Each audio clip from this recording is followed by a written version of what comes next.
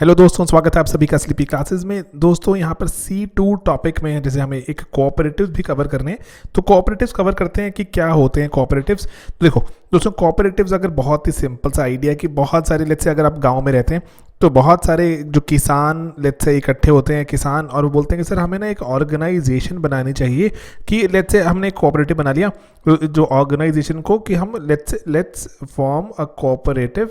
And अगर हमें let's say कुछ हमें कोई सीड्स खरीदने जाना है, कोई हमें फर्टिलाइज़र खरीदने जाना है, या फिर अगर हमने इकट्ठे मिलकर कुछ फसल अगर हमने जो उगाई उसको बेचने जाना है, तो हम इकट्ठे मिलकर जाएंगे तो हमें सस्ता पड़ेगा। वैसे मेरे पास मान लीजिए बिल्कुल अभी कि मेरे पास मैंने कोई फसल आउटपुट हुई, मेरे पास लेट्स से 1000 किलो फसल आउटपुट हुई, ठीक है।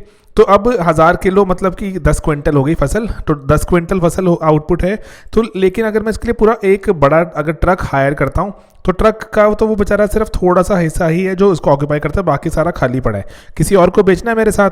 तो हाँ, जो कोऑपरेटिव बनाया हुआ है, कोऑपरेटिव ने इकट्ठे बहुत सारा जो गेहूँ जो इकट्ठे प्रोड्यूस किया है, बहुत सारे लोग हैं तो इकट्ठे मिलकर वो चले जाते हैं बेचने। तो अच्छा दाम भी वो जो अपनी फसलों का ले सकते हैं, इनपुट कॉस्ट को रिड्यूस कर सकते हैं। इकट्ठे मिलकर अगर ट्रैक्टर खरीद लें तो ट्रैक्टर को एक एक करके यूज़ करना हो तो cooperatives can be very useful. तो लेकिन अब इकट्ठे मिलकर काम करना मुश्किल होता है, तो सरकार ने क्या किया, सरकार ने जो कहा कि अगर आप इकट्ठे मिलकर काम करते हो तो will help you, will give you subsidies etcetera, ठीक है। तो इंडिया में कोऑपरेटिव्स अगर हम बात करें तो आज़ादी से पहले भी कोऑपरेटिव चल रही हैं। अगर इनफैक्ट अगर आपको जानना ही है तो दुनिया में कोऑपरेटिव सबसे पहले जैसे जर्मनी में 1890s में शुरू हुए थे, एग्रीकल्चर से ही शुरू हुए थे कि बहुत सारे लोग इकट्ठे मिलकर चाह रहे हैं कुछ काम करना। लेकिन हमारे देश में जैसे प्लानिंग कमीशन ने बोला कि अगर कोऑपरेटिव बन जाएंगे तो इनपुट कॉस्ट को हम ड्रास्टिकली रिड्यूस कर सकते हैं, फार्मर्स की मदद कर सकते हैं, फार्मर्स को सब्सिडी पहुंचा सकते हैं। एक एक फार्मर को पहुंचाना मुश्किल है, कोऑपरेटिव को पहुंचा देंगे सब्सिडी, कोऑपरेटिव आगे फर्दर अपने आप फार्मर्स को डिस्ट्रीब्यूट कर देगा, ठीक है। तो इसीलिए जो पहले प्लान में रिकमेंड किया गया कि आप अपने कोऑपरेटिव्स को शुरू कीजिए and we want to help you, सरकार का एजेंडा था, ठीक है। एंड उसके बाद जो बड़े किसानों के पास तो ऑलरेडी बहुत ज़्यादा बड़ी ज़मीन होती है, तो छोटे किसानों को ही, मीडियम किसानों को ही कहा गया कि आप कोऑपरेटिव्स बनाइए, इकट्ठे आइए, आपकी इनपुट कॉस्ट भी रिड्यूस हो जाएगी एंड आपकी फसल जो बिकेगी उसको मार्केट करना भी आसान रहेगा। एंड देन उसके बाद जो हमारा कम्युनिटी डेवलपमेंट प्रोग्राम था उसमें भी कोऑपरेटिवाइजेशन भी एजेंडा में था कि कोऑपरेटिव्स बनाने हैं, उससे फायदा होगा सभी का। उसके बाद सेकंड प्लान की बात करें और जो इसमें कॉन्क्रीट स्टेप उठाए गए, 10 साल का होराइजन लिया गया कि हमें आधे से ज़्यादा देश के एग्रीकल्चर को हमें कोऑपरेटिव्स के अंडर लेकर आना है। और चाइना में जैसे हम पढ़ते हैं बुक्स में लिखा हुआ है कि एक बहुत ही मेजर लेवल पे एक जो न्यूज़ में जैसे उस वक्त था कि चाइना ने बहुत सारे कोऑपरेटिव्स बना लिए एंड उसके कारण चाइना का एग्रीकल्चर मैसिवली बढ़ता ही जा रहा है, डबल ट्रिपल हो गया है, क्योंकि चाइना ने कोऑपरेटिव्स बना के ऐसा काम किया। तो हमारे देश में भी बहुत अग्रेसिव एक मुहिम थी कि हम भी कोऑपरेटिवाइजेशन करें और अपने देश के एग्री को आगे लेके चलें। लेकिन जैसे अभी लिखा हुआ है हमारे इग्नू में भी कि जो माओ के डेथ के बाद 1976 में ये पता लगा कि उनके जो एग्रीकल्चरल ग्रोथ रेट है वो हिंदुस्तान से भी कम था, कि it was a myth created by China to the world. And then उसके बाद लेकिन स्टिल हमारे देश में जब मीनवाइल जो हमारे पंडित नेहरू जी ने कहा कि हमें कोऑपरेटिव बनाकर और हमें इंस्टीट्यूशनल लेवल पर हमें एग्रीकल्चर को बदलना होगा। एंड एग्रीकल्चर में हमें अगर देखें तो जो प्राइमरीली क्या किया गया कि जैसे सिंस एग्रीकल्चर स्टेट सब्जेक्ट था, तो सेंटर की तरफ से काफ़ी दबाव रहता था कि आप कोऑपरेटिव्स को बनाइए, हम इकट्ठे मिलकर बहुत सारे किसानों की मदद कर सकते हैं। तो इसीलिए जब उसके बाद लेकिन जब ग्रेजुअली पता लगा कि कोऑपरेटिव्स इतना अचीव नहीं कर पा रहे, बहुत सारी उसमें टेंशन है, हम देखेंगे आगे क्या क्या टेंशन है, तो ग्रेजुअली कोऑपरेटिवाइजेशन नहीं हो रही थी हमारे देश में। तो उसके बाद इसलिए क्या किया गया कि थोड़ा सा प्रोजेक्ट को थोड़ा सा स्लो किया गया एंड डिसाइड किया गया कि पूरे डिस्ट्रिक्ट में 10 पायलट प्रोजेक्ट्स ही चलेंगे कोऑपरेटिव्स को लेकर, ज़्यादा हम पुश नहीं करेंगे, एक डिस्ट्रिक्ट में सिर्फ 10, ठीक है। उसके बाद जो कोऑपरेटिव्स के टारगेट क्या थे, जैसे आपके देखो दोस्तों, अगर आप वोट डालते हो तो आपके है ना, वोट डालते हो किसके लिए, आप मेंबर पार्लियामेंट के लिए, और आपके वहाँ पे जो आपके जो डिस्ट्रिक्ट में इंपॉर्टेंट एक अफसर होता है डीसी, तो याद रखना हमेशा ही DCMP, ठीक है, शॉर्ट फॉर्म बनाई। तो DCMP मतलब डिस्ट्रीब्यूशन के लिए कोऑपरेटिव बनाए गए कि डिस्ट्रीब्यूशन करनी है किसी भी सामान की, इनपुट कॉस्ट की, है ना, किसी भी चीज़ की, तो डिस्ट्रीब्यूट करने के लिए कोऑपरेटिव बना सकते हैं कि किसान इकट्ठे मिलें, फर्टिलाइजर, सीड्स एक्सेट्रा जो प्रोक्योर कर सकते हैं। क्रेडिट की सबसे इंपॉर्टेंट, क्रेडिट कि किसानों को उधार चाहिए, एक किसान को उधार अगर चाहिए लेट्स से 5000 रुपये का, लेकिन अगर वो 20 के किसान इकट्ठे हो जाते हैं 1 लाख का उधार हो जाता है, तो बैंक के लिए भी थोड़ा सा वो है ना, जैसे रेमुनरेटिव हो जाता है कि बैंक को भी फायदे का सौदा लगता है, किसानों को भी उधार मिल जाता है, आपस में एक दूसरे पर वो दबाव भी बनाते रहते हैं कि अगर किसान पूरा नहीं कर पा रहा तो बाकी किसानों की कंट्रीब्यूशन बढ़ जाती है किस्त पूरी करने में, ठीक है ना, ईएमआई देने में। तो इसीलिए क्रेडिट के कोऑपरेटिव तो सबसे ज़्यादा ही बनाए गए, ठीक है, DC distribution and credit. Then marketing के लिए, ठीक है, कि अपने जो भी सामान बनाया उसको मंडी तक पहुंचाना, कस्टमर तक पहुंचाना। एंड पीस फॉर प्रोसेसिंग, कि अगर आपके सामान को कहीं जैसे आटा, दाल, चावल वगैरह को किसी को प्रोसेस करके कुछ बनाना है तो प्रोसेसिंग की भी यहाँ पे यूनिट्स, प्लांट्स लगाने की बात, ठीक है दोस्तों। तो ये डीसीएमपी में हमारे जो 4 ब्रॉडर एरियाज में कोऑपरेटिव्स को टारगेट किया गया। उसके बाद अगर हम देखें तो जो मेजरली जो हमारे कोऑपरेटिव्स थे वो एग्रीकल्चर पे फोकस थे, एंड आधे से ज़्यादा कोऑपरेटिव सिर्फ क्रेडिट दे रहे थे, ठीक है, सिर्फ उधार देने के लिए थे, ठीक है। एंड देन उसके बाद कि अगर हम देखें तो इसलिए 2 तरह की हमारे पास सोसाइटीज़ बनी, अगर जो कोऑपरेटिव सोसाइटीज़ बोलते हैं इनको, तो एक बनी जो उधार देने पे फोकस्ड, एक नॉन उधार, ठीक है। क्रेडिट वाली जैसे डीसीएमपी में देखते हैं हम सिर्फ क्रेडिट फोकस कर रही हैं, बाकी नॉन क्रेडिट आपको डिस्ट्रीब्यूशन कर रही है, मार्केटिंग कर रही है, प्रोसेसिंग करा रही हैं, ठीक है, ब्रॉडली। देन तो इसीलिए हम देख सकते हैं इनको कि हमारे पास 2 तरह की जो काम कर रही थी जो कंपनीज या सोसाइटीज़, तो एक तो एग्रीकल्चर से जुड़ा हुआ, एक नॉन एग्री, है ना। नॉन एग्री में हो सकता है कि आपको इक्विपमेंट दिला रहा हो कोई, है ना, इक्विपमेंट दिला रहा है, क्रेडिट दिला रहा है, तो लेकिन एग्रीकल्चर एज सच उसमें एग्रीकल्चर जो नहीं हो रहा यूज़, जो एग्रीकल्चर की बात नहीं हो रही, कि जैसे कि आपके जो सीड्स एक्सेट्रा की बात नहीं, क्रेडिट की बात हो रही है, ठीक है, या फिर आपकी जो आपके इक्विपमेंट्स की बात हो रही है। तो ओवरऑल देखें एग्रीकल्चर ऐसा सच नहीं है, लेकिन नॉन एग्रीकल्चर, लेकिन रूरल इलाकों में जुड़े हुए एग्रेरियन एक्टिविटी से जुड़ी हुई बातें ही हैं, ठीक है। तो ये रूरल डेवलपमेंट में भी एक इंपॉर्टेंट एक एस्पेक्ट है कि कोऑपरेटिव्स का बनना, ओके। देन उसके बाद हम देखें, लेकिन ग्रेजुअली जो हमारे जो सुपरविजन या फिर जो कैसे जो कोऑपरेटिव को पैसा मिलेगा, उसके लिए सेंट्रल गवर्नमेंट के बैंक्स, स्टेट कोऑपरेटिव बैंक्स भी बनाए गए, जहां पर जो स्टेट की मदद से, स्टेट और सेंटर की मदद से हमारे बहुत सारे बैंक्स बनाए गए ताकि फाइनेंशियल आउटले भी हो। ऑलराइट, तो लेकिन दोस्तों यहाँ पर एक बात थोड़ा ध्यान रखना, एक और कीवर्ड इंपॉर्टेंट है जो कोऑपरेटिव पर अगर आपको सवाल आए कि कोऑपरेटिव बनाने पे इतना जोर क्यों है, कि क्यों इतने एसेंशियल माने गए, कि क्यों बनाना चाहते हैं सरकारें कि कोऑपरेटिव बन जाए, तो देखो 4 तरह से, क्योंकि थोड़ा अगर सीरियस अगर वहाँ पे पॉलिटिक्स में कोई था तो वो सोच रहा था कि सच में गाँव का भला हो जाएगा अगर कोऑपरेटिव बन जाएंगे। पहला कि देखो किसानों ने या फिर जो भी आसपास लोग रहते हैं उन्होंने मिलकर ही एक संस्था बनानी है, एक्सेसिबिलिटी बहुत हाई है, कि ऐसा नहीं कि पहले दफ्तर जाना है, दफ्तर जाके किसी को अप्रोच करना है, उसके बाद आपके फंड्स आएंगे जाएंगे। कोऑपरेटिव आपस में मिल बांट के ही काम करना है, एक्सेसिबिलिटी इज वेरी हाई, ठीक है। एबीसीडी कीवर्ड बनाया आपके लिए, थोड़ा याद रहे। देन बीज फॉर ब्यूरोक्रेटिक, जो हर्डल्स थी वो कम थी, डिक्रीज्ड, ठीक है। क्योंकि ब्यूरोक्रेटिक हर्डल्स क्यों नहीं, क्योंकि आपस में काम करना है, आपस में जो ग्रेजुअली अपने जो अपने कोड ऑफ कंडक्ट रूल्स बनाने हैं कि कैसे कौन मेंबर बन सकता है कौन नहीं, तो ब्यूरोक्रेटिक हैसल्स थोड़ी कम है। सरकारी जो यहाँ पर बहुत जो देखिए हम देखें जो कागजी कार्रवाई नहीं थी, ठीक है। देन क्लास कॉन्फ्लिक्ट्स को, कि यहाँ पर जो सिमिलर तरह के लोग आ सकते हैं, कि अगर आप एक गरीब सेक्शन से हो तो गरीब इकट्ठे अपने एक कोऑपरेटिव बना लें, तो क्लास कॉन्फ्लिक्ट भी डिक्रीज हो सकते हैं। देन डेवलपमेंट तो इससे होगी ही, कि इलिटरेसी पर अटैक हो सकता है, कि इलिटरेसी को कि ग्रेजुअली लेट्स से आपने एक कोऑपरेटिव सोसाइटी बना ली जहां पर आपको कुछ ना कुछ तो बेसिक सा कुछ लिखत पढ़त आना चाहिए, उसके बाद ही मेंबर बन सकते हैं। इलिटरेसी पे अटैक था, पॉवर्टी पे अटैक था, विमेन को एम्पावर करने की बात थी, तो डेवलपमेंट के एजेंडाज भी सॉल्व हो सकते हैं। एबीसीडी याद रखने की ट्राई कीजिएगा, आप ही के लिए बनाया है, ठीक है। तो इसीलिए कि हम देखें एक्सेसिबल है क्योंकि स्मॉल एंड कॉटेज इंडस्ट्रीज मिलकर काम कर सकते हैं जो घरों में काम कर रहे हैं।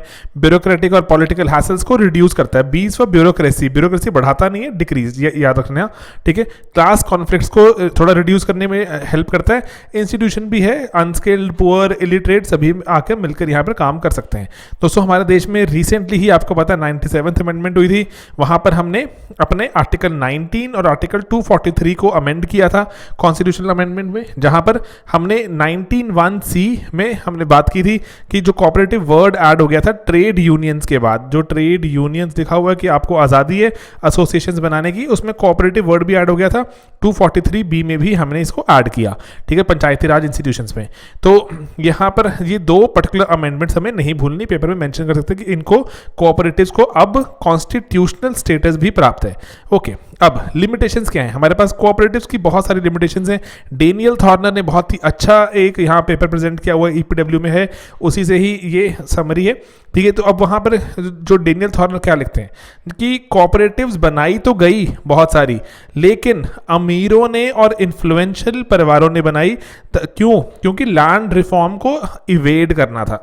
देखो आपको अगर याद हो तो लैंड रिफॉर्म में क्या था कि जो अगर आपके पास बहुत सारी ज़मीन है तो आपकी ज़मीन, आपके पास एक मैक्सिमम लिमिट हो सकती है ज़मीन की, बाकी सारी ज़मीन आपको जो सरकार आपसे लेकर लैंडलेस में बांट देगी, ठीक है। तो अगर आपके पास मान लीजिए 100 एकड़ ज़मीन है, ठीक है, 100 एकड़ आपके पास ज़मीन है, आपके पास सिर्फ 10 हो सकती है, तो आपने क्या कहा, आपने अपने परिवार में और 10 जितने मेंबर हो सकते थे, आपके घर में जो लोग काम करते थे, है ना, उन सबको बेनामी ट्रांजैक्शन करते हुए आपने सभी में आपस में बांट दी, ठीक है। अब आपने ये बांट दिया आपस में, लेकिन काम तो आपको 100 के 100 एकड़ पे करना है।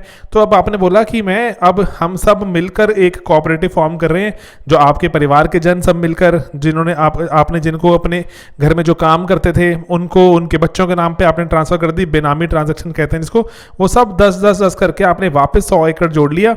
आपने सरकार को बोला कि हमने एक कोऑपरेटिव फॉर्म किया है तो हमें थोड़ी सब्सिडी चाहिए। तो हुआ क्या कि जो सीलिंग के और टेनेंसी के जो लॉज थे वो बाईपास हो गए, ठीक है। बोगस मेंबर थे और जो वेज लेबर वगैरह थे उनको, उनके नाम पे आपने क्या किया, ज़मीन लेकर आपने खुद ही अपने पास रख ली कोऑपरेटिव बना के, एंड आपने जो कोऑपरेटिव को मिलने वाली सब्सिडीज भी ले ली, ठीक है। एलआर भी इवेड हो गया एंड आपके सब्सिडीज भी मिल गई। तो एक तीर दो शिकार हो गए। तो इसीलिए ये मेजर एक ड्रॉबैक रहा which really broke the back of cooperative movement. And then उसके बाद जो हमारे पास जो स्टेट कोऑपरेटिव जितने भी हमारे जो फार्म्स थे, जो इकट्ठे लैंड पूल करके, जो लैंड पूल करी बहुत से किसानों ने कि इस पे हम कुछ फसल उगाएंगे, तो वो लैंड जो थी वो पुअर क्वालिटी लैंड थी जो लैंडलेस लेबर या लोअर कास्ट को दी गई थी। तो उसमें बहुत सारी उस जो ज़मीन को जो कि पुअर क्वालिटी लैंड थी उसको जो एरेबल होने के लिए ना, कि उसमें कुछ फसल उग पाए, उसको एरेबल बनाने के लिए बहुत ज़्यादा उसमें सरकार के इनपुट गए। एंड और उसके बाद हुआ क्या, जो पब्लिक मनी थी, बहुत सारी सरकारी मनी प्राइवेट हाथों में जा रही है। जैसे कोऑपरेटिव है, आपने जैसे 8-10 लोग जो कि जिनके पास पुअर क्वालिटी लैंड है उसको उपजाऊ बनाने पे लगे हुए हैं, तो बहुत सारा सरकार का पैसा प्राइवेट एक जो कोऑपरेटिव के हाथों में जा रहा है, जो कि वैसे भी बहुत सारे ग्राउंड्स पे वैसे गलत लग रहा था। एंड लेकिन हुआ भी क्या कि यहाँ पर जो खराब ज़मीन थी वो सही भी नहीं हो पाई, तो यहाँ पे बहुत सारा और पैसा वेस्ट हुआ। एंड देन उसके बाद इंडियन जो हमारे जो स्टैंडर्ड, हमारे जो सामाजिक एक जो फैब्रिक है, एक जो स्ट्रक्चर है, वो भी ग्रेजुअली हुआ क्या, वो भी दोबारा से फिर से दिखना शुरू हो गया। कोऑपरेटिव में भी कोऑपरेटिव बड़े होते गए एंड कोऑपरेटिव में जो लीडरशिप जो पोजीशंस थी, अगेन डोमिनेंट कास्ट ने ही वहाँ पर उस पर कब्जा कर लिया। एंड देन उसके बाद डेनियल थॉर्नर बताते हैं हमें कि जो पब्लिक मनी प्राइवेट इन्वेस्टमेंट में जा रहा है, तो क्योंकि जो और वो भी प्राइवेट इन्वेस्टमेंट कौन सी, किस तरह की, जो आपकी ये जो एलआर को इवेड करने टाइप वाले जो मेंबर्स को, कि privately people are becoming richer by at the expense of public money. And then उसके बाद बहुत से जो ऐसे लिखा गया है कि बहुत से कम, अगर सर्वे देखते हैं कि बहुत से कम ही जो परसेंटेज ऐसे जो किसान थे जिनको क्रेडिट मिला, एंड वो स्मॉल एंड मार्जिनल फार्मर थे। ज्यादातर जो इतना भी क्रेडिट उधार मिला वो सब बड़े फार्मर्स ले गए। अभी दोस्तों ये तो बहुत पुरानी बात हो रही है, अभी आरबीआई की हमारे पास लेटेस्ट एक स्टडी है, वो भी बताती है कि बहुत ही यूनिक, बहुत ही स्ट्रेंज केस है कि जितने भी हमारे वो जैसे मल्टीपल डायमेंशन पे बताते हैं एग्रीकल्चरल जो क्रेडिट के बारे में, कि वो कह रहे हैं कि एग्रीकल्चरल क्रेडिट का एक एस्पेक्ट जो कि बहुत सरप्राइजिंग लगता है आरबीआई को, कि वो कहाँ पे जा रहा है, शहरों में जा रहा है, सिटीज में जा रहा है। कहते सिटीज में हमारा क्या कर रहा है एग्रीकल्चर क्रेडिट, चलो जो भी रीजनिंग होगी उसकी ना, कि ओनर्स वहाँ रहते हैं एक्सेट्रा, ठीक है। एंड देन वो कहते हैं कि सारा का सारा कॉन्सेंट्रेटेड है लास्ट के 3 महीनों में, जनवरी से मार्च में ही बहुत सारा एग्रीकल्चरल क्रेडिट जाता है। इसका मतलब just for the sake of giving credit बहुत सारे बैंक्स किसी को भी पकड़ के क्रेडिट दे देते हैं। तो वो भी कह रहे हैं कि सिटीज में जा रहे हैं एंड स्मॉल फार्मर्स की जो देखते हैं प्रोपोर्शन बहुत ही लो है। तो आज भी दोस्तों ये इतने आज़ादी के इतने सालों बाद भी ये हो रहा है, नॉट दैट कि तब नहीं हो रहा था, कि अब हो रहा है, हमेशा से होता रहा है। एंड देन जो ब्यूरोक्रेसी बड़ी होती गई, ब्यूरोक्रेसी भी बहुत जो हमारे कोऑपरेटिव बड़े होते रहे, कोऑपरेटिव में ब्यूरोक्रेसी आनी शुरू हो गई है ना, प्रोसेस बनाना शुरू कर दिया। और उसके बाद जो ब्यूरोक्रेसी आनी भी थी, क्योंकि कोऑपरेटिव बहुत ही पॉपुलिस्ट जो पॉलिसीज़ को फॉलो करना शुरू कर चुके थे कि और पैसा मिलेगा सरकार से, आइए जुड़ जाइए, और पॉपुलिस्ट होता गया सिस्टम। और उसके बाद ही जो हमारे जो डेट्स वगैरह थे वो राइट ऑफ होने की स्कीम शुरू हो गई, और हमारे सरकार को और बर्डन करना शुरू कर दिया। और हमारी जो जितनी भी जो जैसे अगर रूरल क्रेडिट इंस्टीट्यूशंस थे जिन्होंने उधार दिया हुआ था, जो पैसा रिकवर नहीं हुआ, उनकी वायबिलिटी, उनकी सस्टेनेबिलिटी और चैलेंज होती गई। तो ये काफ़ी डेनियल थॉरो ने काफ़ी अच्छा एक हमें एनालिसिस दिया हुआ है। लेकिन हमारे पास एक कामयाबी का भी एनालिसिस है, जहाँ पे बहुत सारे किसान इकट्ठे हुए एंड मिल्क प्रोड्यूसर्स थे जो, एंड उन्होंने एक वर्ल्ड बैंक की स्टडी है हमारे पास आनंद पैटर्न पर। दोस्तों आनंद पैटर्न में क्या हुआ था, ऑपरेशन फ्लड, जैसे आपको पता है हमारे देश में ऑपरेशन फ्लड चलाया गया था कि मिल्क प्रोडक्शन को इंक्रीज करने के लिए। तो आनंद में क्या हुआ गुजरात में, इसके बारे में पढ़ सकते हैं। वो कह रहे हैं कि बहुत ज़्यादा एक अच्छे स्केल पर हमारा एक कोऑपरेटिव बना, ठीक है, आनंद मिल्क यूनियन, जिसको अमूल के नाम से भी जानते हैं आप, ठीक है। एंड देन उसने जो किसानों को बहुत जो अच्छे जो फ़ायदे पहुंचाए, और बाकी जगह भी रेप्लिकेट किए जा सकते हैं। तो मिल्क की जो ग्रोथ थी वो 1% से कम थी, 4% पे ले गए उसको। एंड देन जो फार्मर जो कंट्रीब्यूट कर रहे थे, जो पार्टिसिपेट कर रहे थे, आधे से ज़्यादा वो छोटे फार्मर्स थे। सेल्फ सिलेक्शन एक मॉडल था कि जहाँ पर जो पर्टिकुलरली जो थोड़ा एक लोअर एक्टिविटी या लोअर लेवल पे एक्टिविटी, जिनके पास जैसे मान लीजिए कि सिर्फ 4 गाय भैंसे हैं, सिर्फ वही आ सकते हैं, उसके ऊपर वालों को हम इन्वॉल्व नहीं करेंगे, छोटे छोटे किसानों को ही इन्वॉल्व कर रहे थे, ठीक है, ताकि जो मेजर जो बेनिफिशियरीज रहें वो गरीब या फिर ऐसे वाले हों जो कि जिनके पास कोई ऐसे बहुत सारी लैंड या बहुत सारे मवेशी हैं, वो वाले नहीं चाहिए हमें, ठीक है। सेल्फ सिलेक्शन उनका मॉडल था कि बड़े हमें लोग चाहिए ही नहीं। देन उसके बाद जो मिल्क जो ये कोऑपरेटिव बना, इसने कास्ट, रिलीजन और जेंडर के सारे बैरियर्स के बियॉन्ड जाकर लोगों को इसमें एनरोल किया। एंड देन उसके कारण हुआ क्या, जैसे जैसे ये मिल्क प्रोडक्शन अच्छी होती गई और वहाँ पर मिल्क प्रोडक्शन अच्छे होने से जो इनकम बढ़ती रही, अब वहाँ पे उनको जब दूध की प्रोडक्शन बढ़ रही है तो उनको इक्विपमेंट चाहिए कि उसमें से जैसे हम एक जो क्रीम निकालनी है या पनीर बनाना है, कुछ भी करना है। तो उसके कारण हुआ क्या, वहाँ पर जो अब इक्विपमेंट चाहिए थे, तो इक्विपमेंट्स हमें या तो बाहर से मंगवाने पड़ रहे थे, लेकिन अब सिंस डिमांड इतनी बढ़ रही है तो उसके कारण हमारे वहाँ पर एक लोकल लेवल की एक डेयरी इंडिजिनस क्या हुआ, हमारे पास indigenous dairy equipment manufacturing industry आई, ठीक है। एंड उसके कारण हमारे देश में जब अब वो डेयरी पर रिसर्च होने शुरू हो जाती है बहुत ज़्यादा, क्योंकि सिंस डेयरी की डिमांड बढ़ रही है, डेयरी की प्रोडक्शन बढ़ रही है, तो डेयरी के लिए इक्विपमेंट चाहिए हमें, उसके लिए हमारे यहाँ पे एक्सपर्ट्स की डिमांड बढ़ रही है। तो इंडिजनाइजेशन शुरू होती है हमारे देश में दोस्तों उसी वक्त की जहाँ डेयरी इक्विपमेंट्स की, वरना हम बहुत टाइम तक हम बाहर से ही सारे इक्विपमेंट्स मंगवाते थे। विमेन एम्पावरमेंट होती है, पैरेलली जो ईला भट्ट सेवा लॉन्च कर देती हैं। एंड उसके बाद कारण होता क्या है कि हमारे देश में बहुत विमेन ओरिएंटेड एक संस्था बनती है, बहुत बड़ी स्केल की, जो लिज्जत पापड़ एक्सेट्रा वगैरह भी आप देखते हैं, वो भी जो साथ साथ ही बनी। एंड देन उसके बाद सिंस लोगों के घरों में पैसा फ्लो होना शुरू होता है, लोगों के घर में थोड़ी सी अब जो गरीबी से उनको निजात मिल रहा है, तो बच्चों की एजुकेशन पे खर्च करते हैं, वो स्कूलिंग वगैरह पे, तो वहाँ पे स्कूल खुलने शुरू होते हैं, टीचर्स अट्रैक्ट होते हैं। तो देख रहे हो एक ना बड़ा ही पॉजिटिव लूप में आ गया पूरा प्रोसेस। तो वर्ल्ड बैंक की स्टडी है ये। एंड देन उसके बाद जो बाकी जैसे धारा का ब्रांड, जो न्यू दिल्ली जो हमारे पास जो डेयरी बोर्ड था, तो वो भी क्या करते हैं, वेजिटेबल ऑयल में धारा को शुरू करते हैं। Dhara again becomes a major success.